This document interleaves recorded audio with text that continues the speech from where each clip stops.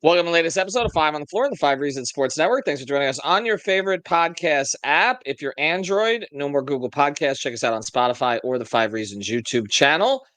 Apple Podcasts. Also, check out Off the Floor. That's our new Discord server, 24 hours a day.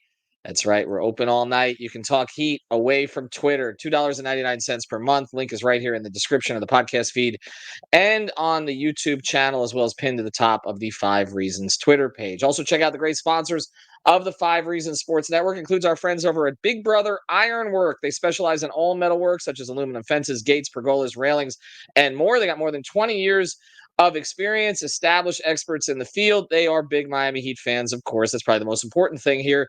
But, well, maybe it's more important that they're licensed and insured. So check them out. Abraham, you can call them at 786-406-5780. Again, Abraham at 786-406-5780. Or just check out the website. All the information is there. They service Dade, Broward, the Keys, and more. BigBrotherIronwork.com.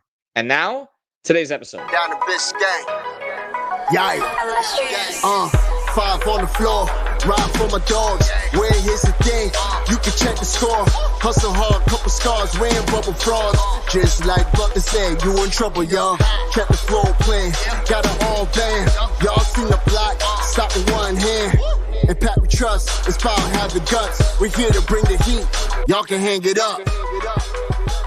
Welcome to 5 on the Floor, a daily insider show on the Miami Heat and the NBA, featuring Ethan Skolnick, Greg Sylvander, and Alex Toledo, plus others from the 5 Reasons Sports Network. Playoffs. We have playoffs. We were starting not to expect playoffs. Here's today's floor plan. I'm Ethan Skolnick. You can follow me at Ethan J. Skolnick and at 5 Reasons Sports. Got Brady Hawk. You can follow him at Brady Hawk 305. We got Alex Toledo. You can follow him at Tropical Blanket. I actually ate Papa John's last night at the arena in case it was the Last Supper. These guys still would not eat in the media room, so I just want to get that out of the way from the very beginning. The Miami Heat, they're in Boston. They're flying there as we speak to play the Boston Celtics for the 4th time in 5 postseasons. Of course, the Heat have won 2 of the last 3. Of course, in those 2 victories, they had Jimmy Butler. This time they do not. They also do not have Terry Rozier. He's still week to week. I said yesterday on Discord, looking maybe like a game 3, and that's about what a week is. The good thing about the playoffs is they spread these things out. So we're going to milk this over the next 2 weeks or 1.5 weeks or however long it takes.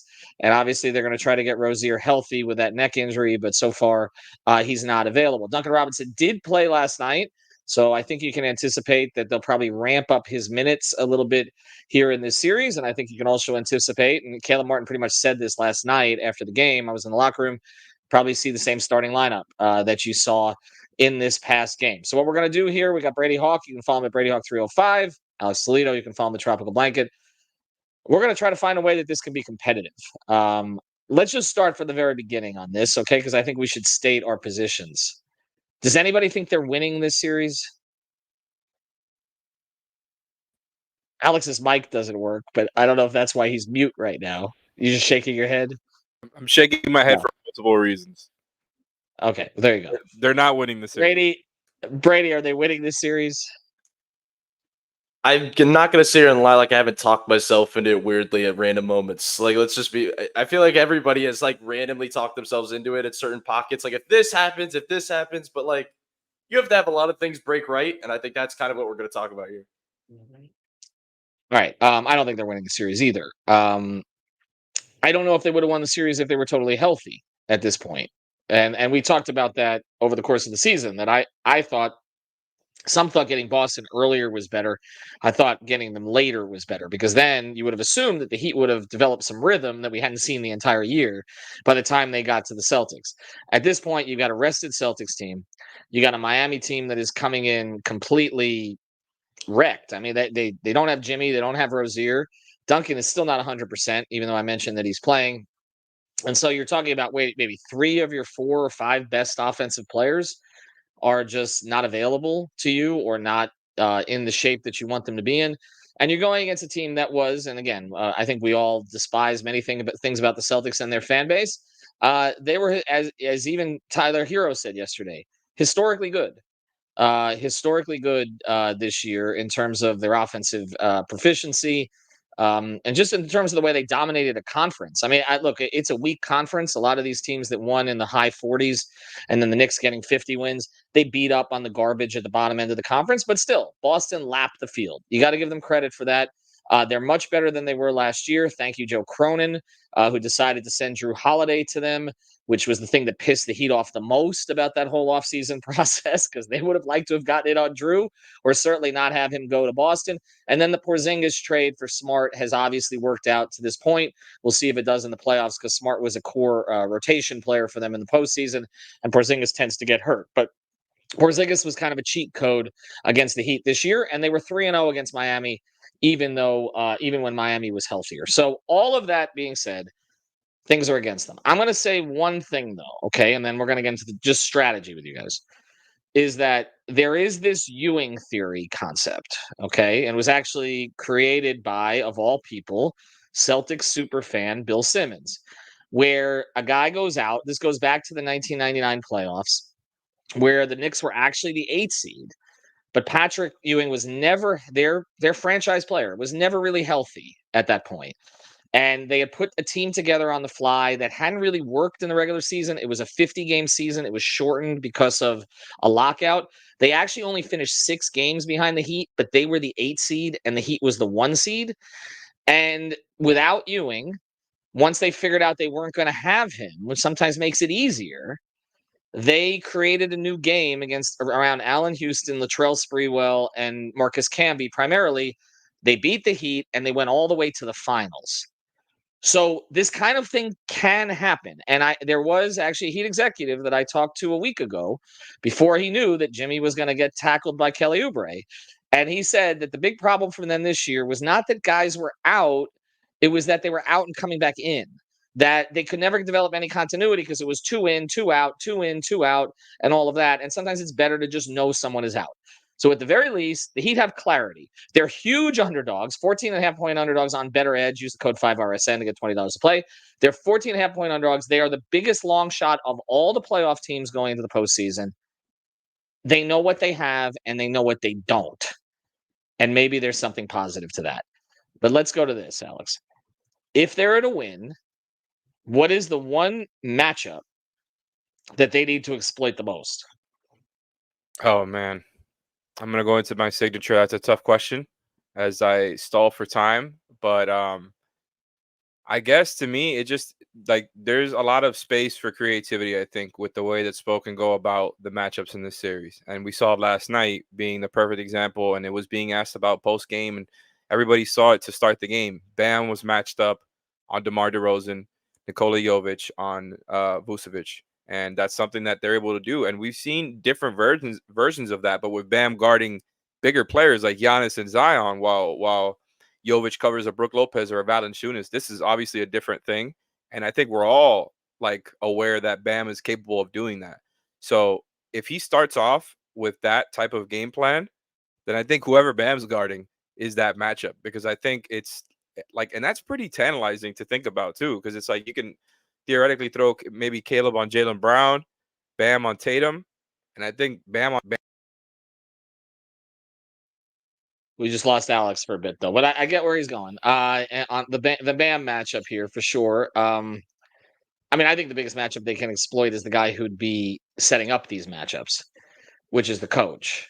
But again, as we kind of narrow down on it, it is kind of using Bam as the chess piece here defensively. But Brady, if we're to assume that you're looking at a starting lineup again of Caleb, Hero, Jaquez, Jovic, and Bam, where do you, I mean, do you play fast again? We saw them play fast against Chicago. Like, that was the strategy. Just, we talk about they're a terrible transition team, and it's like, okay, but play fast. Yeah. Is that a way to attack this?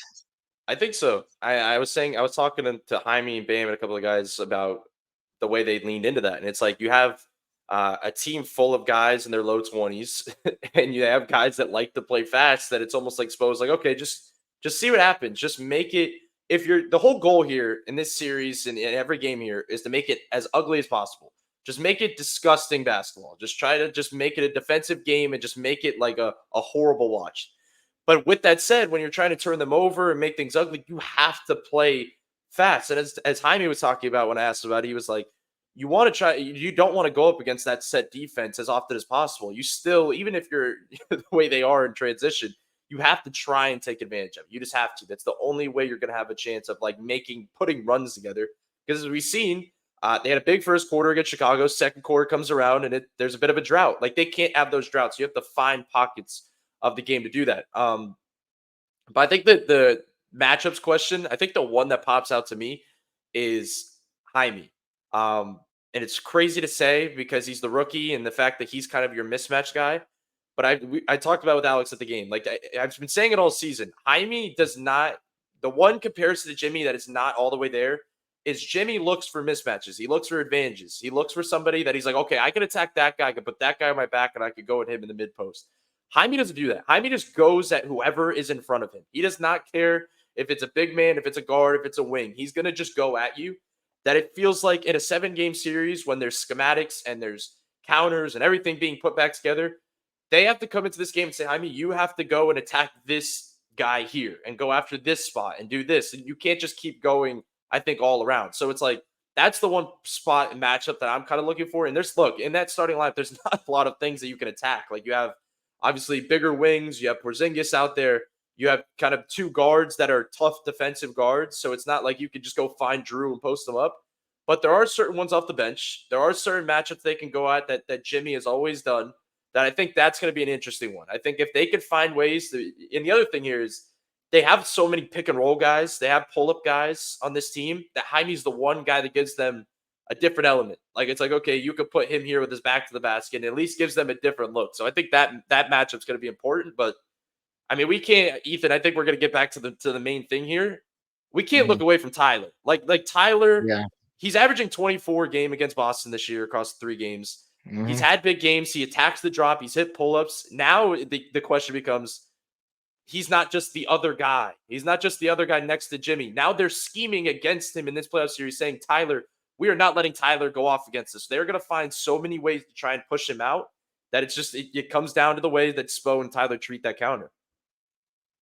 I'm with you on Tyler. Obviously, the ball's going to be in his hands a ton. He has played well against Boston at times, and so I think that's promising. I liked the way that he started to read the game as it went on in the last game, and obviously he has a fearlessness about him. I know some people don't like it, but he's going to keep taking those shots. And in a playoff series like this, where you have nothing to lose, you kind of want that. I actually think that the piece is Jovic. And I think so because yes, I understand with Hawkins that again a lot of the Jimmy stuff that they're going to run. I just feel like we're all pointing to Hawkins. Like I pointed to him last night, and that proved to be pretty much true. He was the guy who really got them going at the beginning. But I don't know. I just think there's just so much more there with Nico right now that they haven't really gotten to. And if you're talking about a series where you have nothing to lose, like, why not put the ball in that kid's hands? Like, because I don't know. And again, we're mentioning it here on the podcast. I don't think Joe Mazzulla is listening. I don't think they're going to be looking for that. And I don't There's not a think lot of really film on him, Ethan. Like, there's not a lot of film they can find. So it's like the one wrinkle that nobody really knows.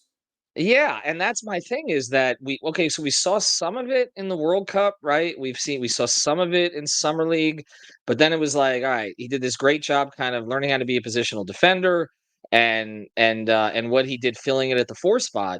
But I don't know. I just feel like that's one of those things that they can unlock here. I think the other thing, and we will post it. I don't know, maybe on the back end of this podcast, or maybe we'll do it on another one that I'm going to post before tomorrow. I had a conversation with DeLon Wright after the game last night about his struggle. And actually, I don't think he's really talked about this to many people, but he had the 7 straight DNPs. He knew how many.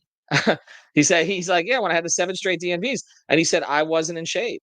He says, the whole idea, because I reminded him about the top of the zone stuff we talked about when he was on the podcast, and him and Haywood was right next to him once Jovic left Haywood's locker, which Haywood was not really understanding why Jovic was doing his availability in front of his locker. And he said, yeah, I love the idea of that, and then I did it, and then I realized I wasn't in shape. And it took him this time to get in shape. And, we talked about, obviously, Terry coming back and Patty coming in. But I think he's a key too. I really do. Like they're going to deploy him all over the place. And he said this is really the only time in his career, other than when he played with Luca, that he's had to just be catch and shoot. That the ball's not in his hands very much, and he's getting comfortable with some of those spots on the floor. And we've seen his growth into this role here over the past couple of weeks. So those are two of my dark horses, Jovic and Wright. All right, when we come back, we're gonna let Alex jump back in here. And I want to get to some specifics about Spoelstra here, because I do think that the biggest mismatch in this series is two things. I'll get into it with Alex in a second. We do want to mention a great sponsor, the 5 Reasons Sports Network. Mother's Day is coming up. We got a great gift idea for you. Check out Shop. Again, it's shoptubculture.com. Actually, I think you can find it with just tubculture.com. If you go there, you will find everything, okay, from the bath bombs to the soaps. It's all there. They've got all kinds of unique stuff. This isn't like Bath and Body Works. This is stuff this is handmade. These are South Floridians. They're big Heat fans, friends of the program, listeners to the program. Check it out. Again, it's tubculture.com or shoptubculture.com. Use the code 5, F-I-V-E, and you'll get 10% off your order of 20 or more. They'll ship it to you. You'll get it quickly. But again, if you're looking to give your mom something special for Mother's Day, this is a great gift idea, and we're giving you plenty of time here. Got a couple of weeks. So check it out, shoptubculture.com. Use the code F-I-V-E. All right, so Alex, Boston's even the Boston metro market has given Missoula a lot of praise this year, and I mean, how could you not? I mean, he integrated these pieces, but he kind of cracked in the playoffs against the Heat last season, and his team cracks in fourth quarters at times. They've given up a ton of big leads. I know Windhorst has talked about that, 20-point leads at times. They lost to teams that did not have all their players. Seems like they let down. There was that game against the Lakers that they didn't have AD or LeBron, and Boston lost to them. So, I mean, that can be a coaching thing at times. Where do you think Spoelstra can exploit Missoula? Honestly, I think the thing for Spo is how do you figure out as many ways to throw off a team as you can, right? Because this is obviously a completely different team, and you kind of hinted at it there with the Ewing theory. The whole thing is like you're kind of shaping the way that the team runs. You're shaping the outline of their offense. You're changing things, right? And it's completely different from the identity of the team that has been playing all season. And I think that's where there can be some underlying upside, where like things that maybe Missoula can't scout for. But then when I start to think about it, it's like he did throw a lot of those things last night versus Chicago, right? With what I mentioned before with Jovic guarding Vucevic, Bam on DeRozan being an example of that. I think you can throw out a lot of different coverages like he has in the past, but I do think we know what he likes to do more often than not when it comes to certain guys and what ball screen coverages they go to, and then certain lineups with the bench units. More often than not, they're going to be in the zone. The zone is, of course, going to be a huge part of this. So I'm interested to see like how much Spo strays from what we've seen, right? Specifically last night, because like you can do. I think when you think about like guarding Tatum and Brown, I think showing them different looks and not getting them used to the same look over and over is probably going to be a way that you go about it. I'm a little bit scared about their defensive game plan when I think about it, right? Because it's like you can't exactly help off of a Marcus Smart or a Grant Williams or a Robert Williams. Like they've got Porzingis out there, and I guess like their worst spacer and their starting 5 now is Drew Holiday. So it's a little bit tough if you're going to be helping off of him the whole time. So I think it's going to be interesting to see how much they, help, right? How quick they are to help, whether they send a later help or an earlier help. I think you got to be kind of disciplined with that against the Celtics, because they can move the ball, they can shoot, they can all space the floor. Like Porzingis just adds that layer, right? And you can't switch everything like you used to as well, because Porzingis can kind of just shoot right over the top of anybody that you switch onto him that's really small. So I think they're going to have to be really disciplined in this one, but I don't know how you do that while also throwing a bunch of different coverages, right? Like I think he's going to have to find a base, and I'm not sure what the base is. I think right now he's probably going to be experimenting with different things and seeing what sticks, and then maybe figuring out like, okay, these are going to be the main looks we show for a Tatum ball screen, or Jaylen Brown, shade him left, all that stuff. I think, there's no margin for error. It comes down to that. There is no margin for error. They're going to have to play a super low turnover game. And that's also hard to do when we're talking about like passing the ball and playing with pace, right? Like that becomes harder to do, stay as a low turnover team. So what I'm saying is they got to throw out a lot. Well, here's my overall thought on it. Okay, Brady, as we look at the macro of it, I think you usually look at a series and when you enter it and you're like, okay, we're talking about trying to win 4 out of 7, all right? So we don't throw everything out in game 1. All right, we're holding certain things back. It's probably going to be a long series, and I think even if the Heat were entering as an 8 seed, I think if they had Jimmy and Rozier, they would be of the mindset this is going to be a long series. Like we're we have enough, so to speak, trademark, that we can get it there, and so we're not going to put everything out. I think it's different now. I think this is you throw the kitchen sink out until you get a win. Mm-hmm. I think you treat every game like it's a play-in game. Like you just throw it out. You try this, you try that, you try this, you do zone, and this is where Spo is at his best. You do the mad scientist things, kind of what we're getting at here, and until you get one, right? And then, okay, if you can get one, if Boston does what they've done at times down the stretch of games, if they take you somewhat lightly, if they start making some mistakes, if there's foul trouble, if there's a Porzingis injury, if there's any of that kind of stuff, you got your one. Okay, maybe you get a little closer to Terry coming back. Then, if he can come back, because I think he would have been major in this series, if he can come back and he's full strength somehow, then you've got this whole other element that you've added in that Boston needs to adjust to. I think game 1's a kitchen sink game. I don't think you hold anything back. I think you do exactly what you. I'm not exactly because you do different things, but you approach it the same way that you approach the Chicago game. This is the roster for that too. I mean, it's a bunch of defensive psychos and a bunch of young guys. So it's like you could just just throw a bunch of stuff out there. And look, we're now at the point where Jaime and Jovic we're talking about in a Boston Celtics series are like your X factors and main guys. So it's like you have to move pieces around anyway daily and get in by game. That at this point, it's like if you start to adjust a ton, like it's nothing they're not used to. So I agree. I think there's going to be a part where they start to mix specifically with what Alex was talking about. They're going to have to mix so much defensively, and that's kind of the kitchen sink part. Because like what they do, like they'll be like, oh, okay, randomly in a game 3 they throw out this variation of the press and zone, and they try to throw off a team. I agree. I think they have to do it in Boston. They have to throw everything out there in Boston to try and get one. I think specifically with the real schematics like zone, I'm not a big fan of against this team. I think if they do it, it has to be against the Porzingis-less lineups. Like I would not be doing a lot of zone against Porzingis. The man stuff, I think they could be creative with. I think now, because what we just saw with Bama DeRozan, I know this is kind of against what we're all talking about. I think that's a little bit of a smokescreen even. I think that was like a thing where it's like, okay, this is the way they're going to treat it now in Boston. I think there's a good chance we see the first game in Boston out the gate, like immediately, is Bam on Porzingis. And they're like, and now everybody thinks they're going this opposite direction and they're game planning for it. And they're going to come out right out the gate and throw Bam on Porzingis and just match up straight up. And then that'll be the adjustment later in the second half, maybe. And they go from there. So to your point, that's what I think they're going to have to do. But let me just throw 2 other names at you because I know we've been bouncing around some names. And there's 2 guys that I think could be the X factors in this series. Because Jaime's like kind of a main guy here. Like I just felt like he could be a mismatch exploiter. Like he's not an X factor to me at this point. Haywood Highsmith's number 1.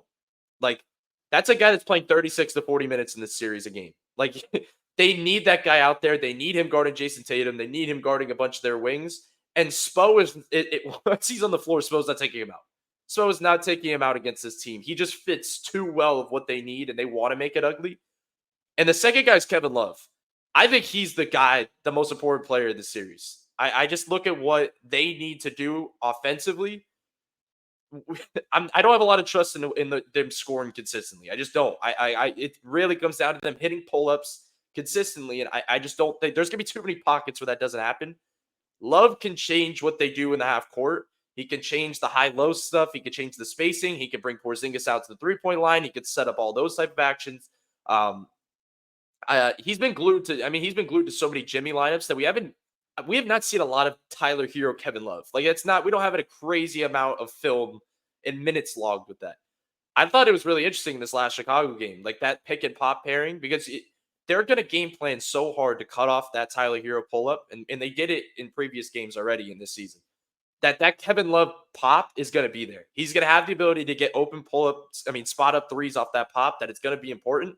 And as much as we're talking about the young guys playing into the speed of the game, that guy Kevin Love is going to get the ball out on the break. Like he's somebody that can kind of change a momentum. He could kind of get you going in that way, but that outlet pass that we've talked about. So I just think those are two guys, and obviously they're coming off the bench, that are going to be crucial.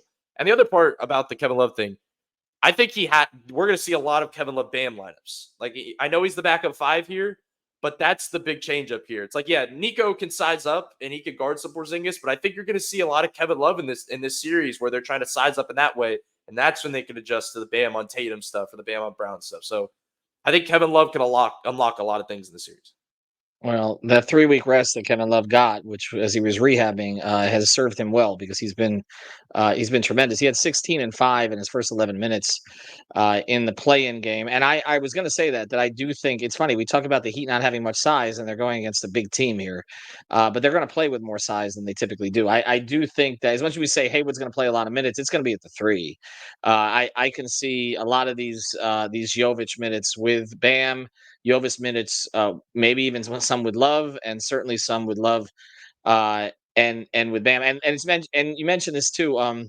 You mentioned Highsmith. It's just a funny scene yesterday, which just tells you what he's about, other than him being upset that Jovic was big timing and took his locker to do his media. Ira was talking to to Highsmith on his way out pregame. It's called him big time now, and he says, "Nah, I'm just a regular guy. I just get more minutes." He is kind of like the silent assassin for them defensively, and they're going to utilize him in a ton of different ways. All right, I'll let you close on this, Alex. The late game stuff. Oh God. I mean, let's say they get it there. Then what? I mean, does Tyler just assume the Jimmy role and okay, any shot that Tyler takes, we're going to live with? Or is there some other way that they can go here? Well, first of all, I guess it also depends what lineups the Celtics are throwing out there. Right, because you guys mentioned there the Kevin Love and Bam lineups. So that's like immediately one thing that comes to mind when you're thinking about adding to the theme of different looks that you can throw out at them. Whether you're talking about lineups, whether you're talking about strategy. That's something that last year, if I remember correctly, in the conference finals, the Kevin Love minutes went down as the series went on. So I'm with you guys that I would like to see that thrown in here and there, but I'm going to be monitoring it because to see if Spo goes away from what's been working so well. Kevin Love is the 5 with the spaced out floor with the bench units.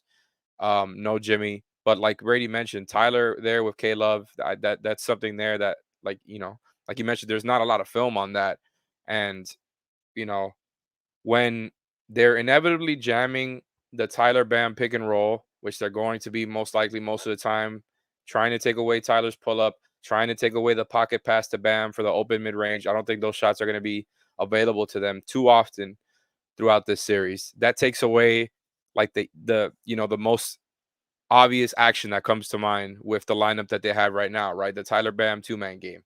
If that is going to be taken away, what immediately goes next in my head is Jaime. And it's like what Brady was talking about before, just him attacking relentlessly, I think is going to be a theme throughout this series. And I'm going to be interested to see how much, they split the usage up a little bit, like in down the stretch of a fourth quarter in a Heat Celtics game. Like, I wonder how much of it will be, maybe we start off with a Tyler Bam pick and roll. Eventually the ball, goes out to the second side and Jaime attacks, finds an angle. Like, I think we could see a lot of that, but I do think the ball movement needs to be crisp. And just going back to what I was talking about earlier with the low turnover game, like there is, again, no margin for error. You can't be making mistakes. I think they need to move the ball. And, like what you guys were talking about earlier with Jovic, I think there's things you can throw there because there just hasn't been that much of him this season, like running pick and roll and kind of just doing things that are outside of the norm for him, where like throughout most of the season when he started with Jimmy, specifically with Jimmy, he kind of turns into more of a play finisher who does some connective things along the way. Whereas I think now his role is probably going to feature more ball handling, a little bit more initiating, a little bit of pick and roll every now and then, maybe initiating handoffs. Like I think you could do some different stuff with Jovic to kind of throw the Celtics off. I don't think he's going to be closing. I don't know that Kevin Love is going to be closing next to him, next to Bam. So then I just think about, Jaime, Haywood, Tyler, Bam, and Caleb. Is that going to be the closing I think unit? so. I think he'll lean We defense, just and lean then into the defense? and I think then what becomes the question is are they going to make the open threes if they come, and what is the spacing going to look like with that lineup? Because we saw some spacing yesterday. They got away with it. God, the Bulls are bad. They're going to tag They off got of away with hard, the like off of those three other guys yeah. real hard. Oh yeah, they are. And look, this is the one thing we haven't talked about him at all until you just mentioned him. I asked Caleb yesterday. I said, "You think you're on the scouting report now?" And he smiled and he said, "Yeah." I mean, if you look, they're afraid of Caleb Martin up there. I think Heat fans are afraid of Caleb Martin too, with some of the inconsistency this season. But they're afraid of Caleb Martin. Like, if you got Eastern Conference Finals Caleb Martin, then this is a different conversation we're having here. He was Hell, arguably their maybe best player in that series last year. So, I don't know. And look, this is a huge opportunity for him.